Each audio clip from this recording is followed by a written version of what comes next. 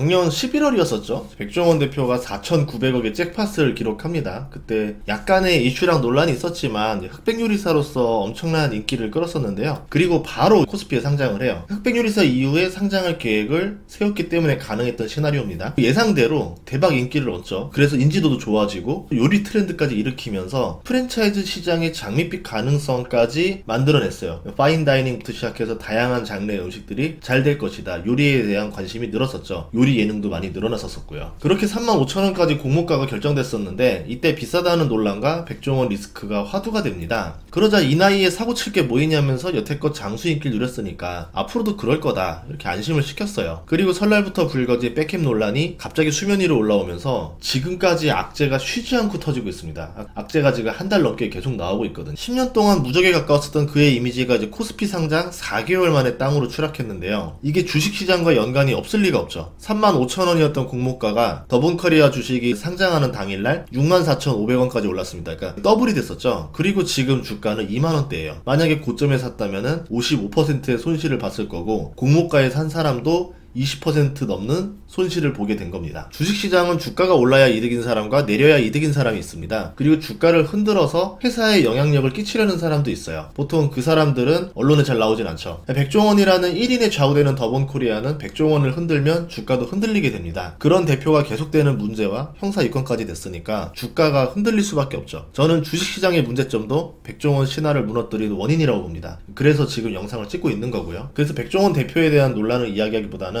주식시장의 고질적인 병을 좀 이야기해 보려고 해요. 의문점인 거는 뭐냐면 이전에 있었던 문제들이 지금 되어서 수면 위로 올라왔다라는 겁니다. 문제가 한두 개면은 우연의 일치일 수가 있어요. 그런데 그동안 참았던 혹은 몰랐던 문제들이 계속 나옵니다. 마치 누군가가 의도하는 듯한 움직임일 수도 있고요. 아니면 그동안 백종원에 대해 쌓였던 것들이 이번 기회를 통해 토해내는 장이 된 걸 수도 있죠. 백캠 논란 이후에 잘 대처했으면 문제가 없었을까요? 저는 아니라고 봅니다. 지금 나오고 있는 문제들과 그것을 찾아내서 시기에 맞게 동시에 안 나와요. 며칠 간격으로 하나씩 나옵니다. 풀어내는 솜씨가 대중과 역바이럴 업자가 섞여있는 모습처럼 보이거든요. 더본코리아가 혼란한 민심을 수습하려고 배당금까지 지급을 했는데 오히려 여론에서는 주가가 반토막 났는데 배당을 했다면서 부정적인 반응을 보입니다. 일반적으로 배당을 하면은 대주주는 절반을 세금으로 내야 돼요. 그래서 별로 좋아하지 않는데 이제 이런 액션조차도 부정적으로 해석되는 거죠. 그만큼 지금 분위기가 굉장히 안 좋다. 이 정도 분위기면은 백종원 브랜드로 성장한 프랜차이즈 가맹 사업도 위기가 올 수가 있습니다. 더본코리아는 보다시피 지금 백다방에 의존하는 비중이 크고요. 브랜드는 너무 많고 잘 되는 브랜드는 적어요. 그리고 가격 대비 먹을만은 하지만 평이 좋은 맛을 자랑하진 않아요. 과거 골목식당부터 식당들 솔루션을 내주면서 레시피랑 가격에 대해서 조언을 많이 했었는데 본인 프랜차이즈 관리가 더 잘 되어 있었다면은 이런 논란이 적었겠죠. 하지만 이런 불만이 쌓여있는 상태에서 나온 논란들이 대중의 호응을 얻어버립니다.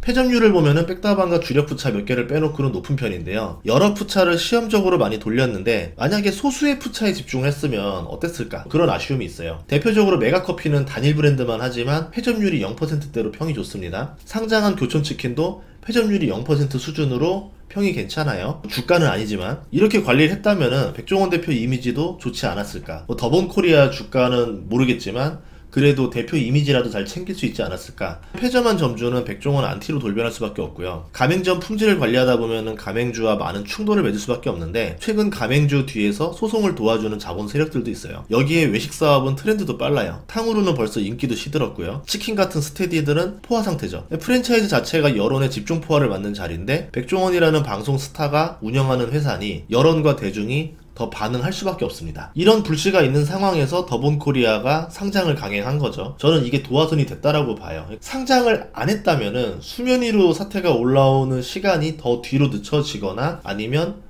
없었을 수도 있다라 생각을 합니다. 우리나라 증시의 가장 큰 문제 중 하나가 저는 IPO 시장이라고 보는데 주식에 상장하면 기업가와 증권사는 큰 돈을 벌 수 있어요. 그래서 많은 기업가들이 상장하는 게 목표입니다. 기업가들이 초반에 고생을 하잖아요. 스타트업일 때. 그래서 VC라던가 사모펀드 투자를 받는데 그러면 이 사람들은 투자를 해줬고 엑시트를 해야 되는 조건이 상장이 되는 거죠. 그래서 많은 기업들이 상장을 향해서 달려갑니다. 상장을 향해서 더 비싸게 주가가 팔려야 투자자들도 돈을 벌고 기업가도 돈을 버니까 공모가를 최대한 높이는 전략을 쓰죠. 애초에 기업을 세팅할 때부터 공모가를 최대한 받을 수 있도록 세팅해서 사업을 시작합니다. 그러다 보니까 욕심이 앞서서 주가를 비싸게 영끌해서 올려놓는 거죠. 공모주로 쏠렸던 관심이 빠르게 식으면서 주가는 당연히 제자리를 찾아가는 거죠. 그러니까 급락이 아니라 제자리로 내려가는 겁니다. 그 과정에서 수많은 피해자가 발생하는 거죠. 하지만 이걸 지적하는 사람이 많지 않다라는 점이 저는 가장 의아했어요. 주식시장에 상장하려면 기업은 주관사를 선정해야 돼요. 여러 증권사가 기업을 상장시키고 수수료를 받기 위해서 제안서를 내는데 가장 비싸게 상장시킬 수 있는 증권사가 주관사로 선정되게 됩니다. 기업 입장에서는 최대 이익을 제시하는 증권사를 선정하는 게 당연하겠죠. 증권사는 그래서 주관사를 따내려면 무리하게 공모가를 올려야 돼요. 보통 공모가를 올리기 위해서 일찍부터 기업을 마사지하죠. 예를 들어서 지금 같은 분위기면은 AI 사업을 진출하세요 이렇게 말하죠. 그 다음에 계약을 따내고 그거를 좀 언론에 띄운 다음에 상장을 하자 뭐 이렇게 계획을 세우겠죠. 그러면 이 기업의 PER을 더 높게 받을 수가 있습니다. 당연히 공모가가 올라가죠. 주관사는 공모가 밴드를 정하고 이걸 기반으로 기관 투자자 수요 예측을 합니다. 기관 투자자 수요 조사가 잘 나오면은 공모가를 더 높일 수가 있어요. 문제는 기관 투자자들이 희망 공모가 범위를 넘어가는 비싼 가격을 써낸다라는 겁니다. 그러면 공모 가격을 더 올려서 상장을 진행하게 됩니다. 상장한 주식은 대중의 관심을 받은 상태에서 하루에 260% 수익률을 낼 수 있는 따상이라는 독특한 투자 열풍까지 불면서 무슨 회사인지 몰라도 공모주라고 하면은 투자자들이 따상을 위해 주식을 매수하는 일이 벌어집니다. 이런 문제 세 가지가 맞물리면서 골 때리는 일이 벌어지는 건데 공모가를 웬만큼 높게 써도 주식이 다 팔려요. 그러면 당연히 기업가들은 공모가를 무조건 높여주세요 말하겠죠. 증권사도 공모가가 높을수록 수수료가 커집니다. 따상 이후에는 상관없어요. 관심이 식으면서 주가가 급락하고 수많은 피해자가 발생하는데 이 피해를 개인 투자자들이 다 떠안아야 됩니다. 2023년 6월에 한국거래소가 66곳을 한번 조사했었는데요. 46곳이 희망 공모가 범위를 넘어서는 비싼 가격을 써냈습니다. 그래서 저는 공모주 투자를 안 하는데 이런 이유들이에요. 가장 비싸게 팔리거든요. 그 시절에 대비해서. 거기에다가 공모가가 따상까지 벌어지면은 그 주식을 사면은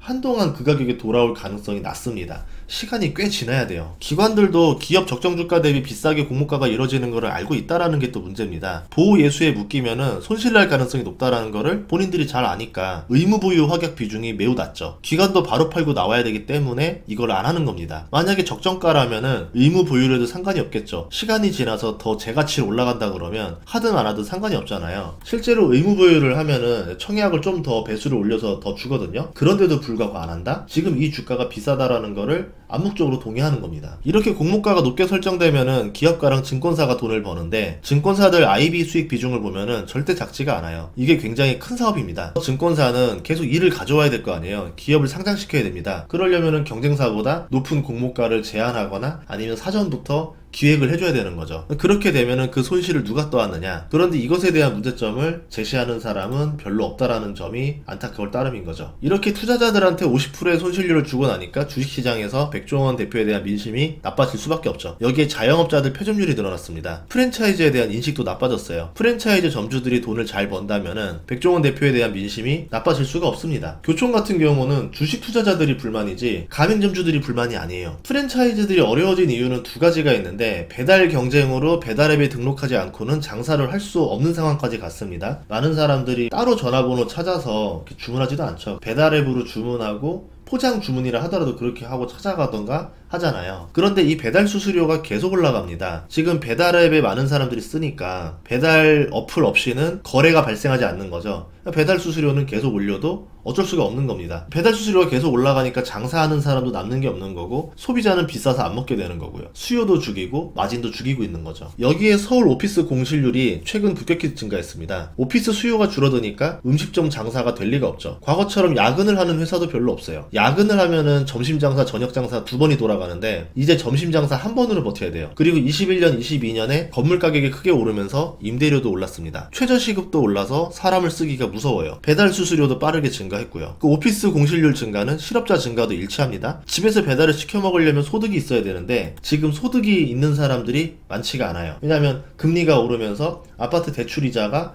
과거 대비 몇백 올랐잖아요. 거기에다가 취업도 안 되죠. 사람들 소비 여력이 좋지가 않습니다. 내수도 죽고 자영업도 죽고 지금 경기가 너무 안 좋은 상황에서 방송에 나온 사람이 4천억 넘는 잭팟이 터졌다, 이렇게 뉴스가 나오는 거죠. 자영업자들 힘들고 취업도 안 되는데 시청자의 사랑을 받은 사람이 그 사랑을 바탕으로 4천억을 벌었구나, 괘씸하네, 이런 잠재의식이 만연해진 상태에서 주가마저 떨어지고 주식 투자자들의 불만이 쏟아져 나오기 시작하고 논란이 생기고, 그러니까 불이 붙은 게 아닌가. 그래서 오늘의 핵심은 돈 자랑하면 안 된다. 만약에 월요일날 여러분이 50억 벌었다고 회사에 한번 소문 내보세요. 그러면 직장 사람들이 여러분을 좋아할까요? 절대 아닐걸요? 몇 년 전과 다르게 굉장히 차가운 시선으로 바라볼 수 있습니다. 저 친구 일 별로 안 하더니 역시 다른 거에서 돈 벌었네. 힘든 시절에는 돈 자랑하면 안 됩니다. 진짜 부자들은요, 돈 자랑은커녕 행색도 보면 평범하게 다녀요. 뭐 더 초라하게 다닌다 그러는데 그것까진 모르겠고, 제가 봤을 때 평범한 정도 수준으로 다니는 것 같습니다. 제가 본 사람들은. 처음에는 제가 이해를 못했어요. 돈 좀 더 시원하게 쓰지 왜 저렇게 짠돌이처럼 사나 했는데, 시간이 지날수록 저게 더 답이다라는 생각을 하게 됩니다. 여러분들도 오늘 복권이 당첨될 수도 있는 거고 다음 주에 주식으로 잭팟이 날 수도 있겠지만, 혹시라도 돈을 많이 번다 하더라도 변하지 않는 모습을 보여줬으면 좋겠습니다. 다음 시간에도 좋은 정보로 찾아뵙겠습니다. 구독과 좋아요, 알림 설정 부탁드릴게요. 고맙습니다.